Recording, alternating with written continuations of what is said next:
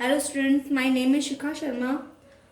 आज मैं आपको 9th क्लास की मैथमेटिक्स का चैप्टर नंबर 1 नंबर सिस्टम की एक्सरसाइज बताऊंगी। इसमें आपको क्वेश्चन पूछा है, मैंने आपको डेफिनेशंस तो पहले ही बता दी थी। इसमें आपको ये क्वेश्चन पूछा गया है कि find 5 rational numbers between 3 and 4। 3 और 4 के बीच के हमें 5 रेशनल नंबर्स फाइंड करने। ये इसका कुछ आपने लास्ट क्लास 8th क्लास में भी पढ़ा है। जब हमें 2 रेशनल नंबर्स के बीच के कुछ रेशनल नंबर्स फाइंड करने हों तो उसके लिए हम एक फॉर्मूला अप्लाई करते हैं, r प्लस एस अपॉन 2। यहाँ पर r है first number and s is 4। r is 3, s equal to 4। तो r प्लस एस बाई 2 से हम इन दोनों के बीच का रेशनल नंबर फाइंड करेंगे। That means 3 plus 4 by 2, that means 7 by 2। 7 by 2 इन दोनों के बीच का एक रेशनल नंबर है। अब हमें दूसरा रेशनल नंबर फाइंड करना है, तो हम एक ये नंबर ले लेंगे 3 और दूसरा नंबर 7 बाई 2 ले लेंगे। इन दोनों का सम करेंगे और 2 से डिवाइड कर देंगे। इन दोनों का सम किया तो 2 3 6, 6 प्लस 7 बाई 2। जब हम एक फ्रैक्शन को दूसरी फ्रैक्शन से डिवाइड करते हैं तो डिवाइड का साइन मल्टीप्लाई में चेंज हो जाता है और ये जो बाद वाली फ्रैक्शन है ये रेसिप्रोकल हो जाती है। तो ये इसको ऐड किया तो 6 प्लस 7 बाई 2 13 बाई 2 आया, मल्टीप्लाई बाय ये रेसिप्रोकल हुई तो 1 बाई 2 हो गई, तो 13 बाई 4 हो गई ये वैल्यू। तो इसे ये सेकेंड हमारा रेशनल नंबर आ गया इन दोनों के बीच का। अब हमें और फाइंड करना है तो हम 3 और 13/4 के बीच का लेते हैं। तो इन दोनों का सम किया और हमने 2 से डिवाइड कर दिया। इन दोनों का सम किया तो ये आई हमारे पास आ गई 4 3 12 प्लस 13 बाई 4। ये डिवाइड का साइन मल्टीप्लाई में चेंज हो जाएगा और ये रेसिप्रोकल 1 बाई 2 हो जाएगी वैल्यू। तो 25/4 2 जा 8। ये 3 रेशनल नंबर्स हमने इन दोनों के बीच के फाइंड कर लिए। सिमिलरली आप बाकी की 2 रेशनल नंबर्स भी इसी मेथड से फाइंड कर सकते हैं। अच्छा, एक ये मेथड था रेशनल नंबर्स को फाइंड करने का, और एक और सिंपल मेथड है जब आपको बहुत ज़्यादा रेशनल नंबर्स पूछ लिए जाते हैं कि 10 रेशनल नंबर फाइंड करो 2 नंबर्स के बीच का। तो हम कैसे करेंगे? सपोज करो हमें 5 रेशनल नंबर्स फाइंड करने हैं, तो हम क्या करेंगे, 5 से एक नंबर बढ़ा लेंगे 6 और 6 को इससे मल्टीप्लाई और डिवाइड दोनों कर देंगे। ये हमने कर दिया 3 इंटू 6 अपॉन 1 इंटू 6, क्योंकि 3 को हम 3/1 भी लिख सकते हैं। तो 3 6 18/6 आई वैल्यू। और 4 को भी हमने 6 से मल्टीप्लाई किया, 4 6 24/6। हमें ये ध्यान रखना है कि इनका दोनों का डिनोमिनेटर सेम होना चाहिए। दोनों का डिनोमिनेटर सेम है, इसलिए हमने सेम नंबर से डिवाइड और मल्टीप्लाई किया है। अब हम देखेंगे 18/6 और 24/6, इनके न्यूमेटर्स जो है 18 और 24, इनके बीच में 5 नंबर्स आ जाते हैं। तो हमारे पास ये 5 रेशनल नंबर्स आ गए। 18/6, 19/6, 20/6, 21/6, 22/6, 23/6 एंड 24/6। ये रेशनल नंबर्स को फाइंड करने का मेथड है। ये 2 मेथड्स हैं। अच्छा, नेक्स्ट है, मैंने आपको पिछली वीडियो में बताया था इरेशनल नंबर्स, रेशनल नंबर्स के बारे में। तो अब हम जो इरेशनल नंबर्स होते हैं वो ऐसे नंबर्स होते हैं जिन्हें हम P/Q की फॉर्म में लिख सकते हैं। अच्छा, तो P/Q की फॉर्म में या फ्रैक्शन फॉर्म में आपको नंबर्स गिवन हो, अगर आपको उनका डेसिमल एक्सप्रेशन फाइंड करना हो तो हमें कैसे पता चलेगा कि वो नंबर डेसिमल एक्सप्रेशन से कि वो रेशनल है या इरेशनल, या फिर P/Q की फॉर्म में अगर नंबर गिवन है तो हमें कैसे पता चलेगा वो रेशनल है या इरेशनल? तो इसका एक मेथड है इनका डेसिमल एक्सप्रेशन फाइंड करके। अब कुछ नंबर्स गिवन है आपको, जैसे 10/3 है, इसको हमने 10 को 3 से डिवाइड किया। जब आप लॉन्ग डिवीजन मेथड करोगे तो आपके पास क्वोशिएंट आएगा 3.3333। दैट मीन्स 3.3 बार। बार का मीनिंग है हम बार उस पर लगाते हैं, उस डिजिट्स पर, उन डिजिट्स पर लगाते हैं जो बार बार रिपीट हो रही हैं। अब यहाँ पे 3 ही रिपीट हो रहा है तो 3.3 बार हो गई, फिर हमें डैश लगाने की जरूरत नहीं पड़ती है।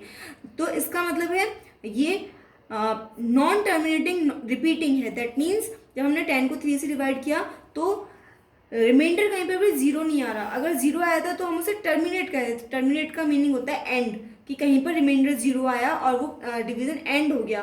तो यहाँ पर ये एंड नहीं हो रहा, इसका मतलब ये नॉन टर्मिनेटिंग है और ये रिपीट होता जा रहा है क्वोशिएंट अगेन एंड अगेन, तो ये रिपीटिंग हो गया या फिर रिकरिंग भी कह सकते हैं। तो 10/3 की वैल्यू नॉन टर्मिनेटिंग रिपीटिंग है। अच्छा, नेक्स्ट हमने लिया 7/8। जब हमने इसका डेसिमल एक्सपेंशन फाइंड किया तो 0.875 आएगा। आप इसका फाइंड करके देखना लॉन्ग डिवीजन मेथड से, तो आपका रिमाइंडर यहाँ 0 आ जाएगा। दैट मीन्स ये टर्मिनेट हो रहा है, तो ये टर्मिनेटिंग डेसिमल एक्सपेंशन हो गया। अच्छा, नेक्स्ट हमने लिया 1/7। तो इसका जो डेसिमल एक्सपेंशन आता है 0.142857 आता है। अब 0.142857 इसके बाद में अगेन रिपीट होना शुरू हो जाएगा और ये अगेन ये पूरा डिजिट्स का ग्रुप रिपीट होगा, इसलिए हमने इसको भी नॉन टर्मिनेटिंग रिकरिंग या रिपीटिंग में दे दिया है।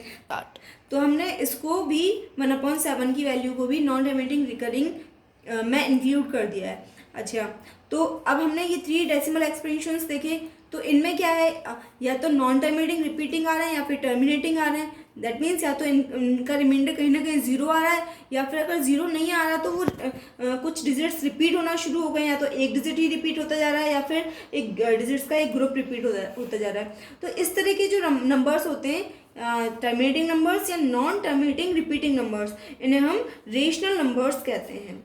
अच्छा, नेक्स्ट है √2। अब √2, पाई, √3, इनकी आप जब वैल्यू फाइंड करोगे, ये जो लॉन्ग डिवीजन मेथड होता है स्क्वायर रूट फाइंड करने का, तो हमें √2 की वैल्यू ये मिलती है 1.41421356237309, इस तरीके से चलती जाती है, ना तो ये कहीं एंड होती ना ही ये कहीं रिपीट होता। तो ये हो जाता है हमारा non terminating non recurring numbers. Pi की वैल्यू भी अगर हम फाइंड आउट करें 22/7 से, तो ये वैल्यू भी इस तरीके से आती है 3.14159265358979, तो ये भी नॉन टर्मिनेटिंग नॉन रिपीटिंग में आता है। तो इस तरह के नंबर्स जो होते हैं non terminating non repeating numbers, इन्हें हम इरेशनल नंबर्स कहते हैं, और बाकी जो टर्मिनेटिंग नंबर्स या नॉन टर्मिनेटिंग रिपीटिंग नंबर्स होते हैं, इन्हें हम रेशनल नंबर्स कहते हैं। Thank you. स्टार्ट। हाँ, अब मैं आपको आगे की नेक्स्ट एक्सरसाइज बता देती हूँ, exercise number 1.3।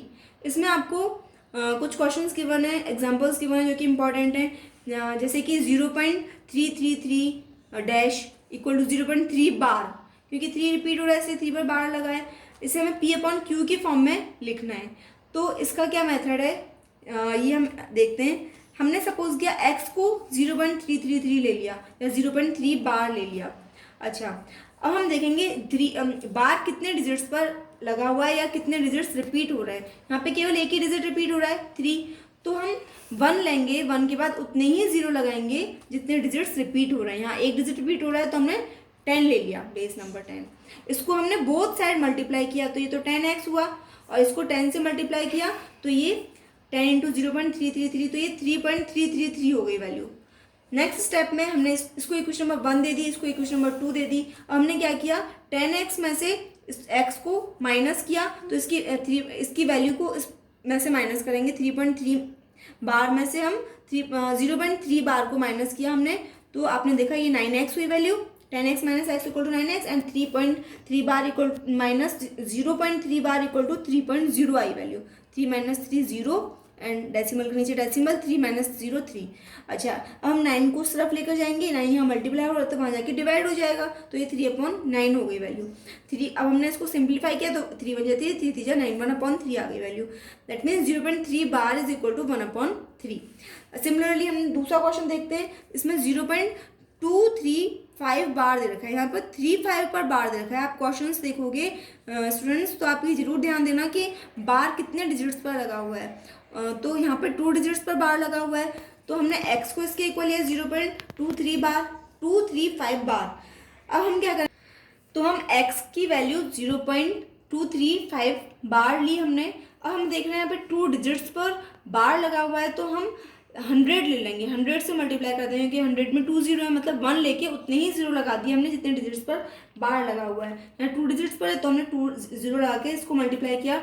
100x × 100 equal to 100 × 0.235 बार। तो ये 2 0 है, जब ये मल्टीप्लाई होगा तो डेसिमल 2 डिजिट्स के राइट में चला जाएगा, तो 23.53535 ऐसा हो जाएगा।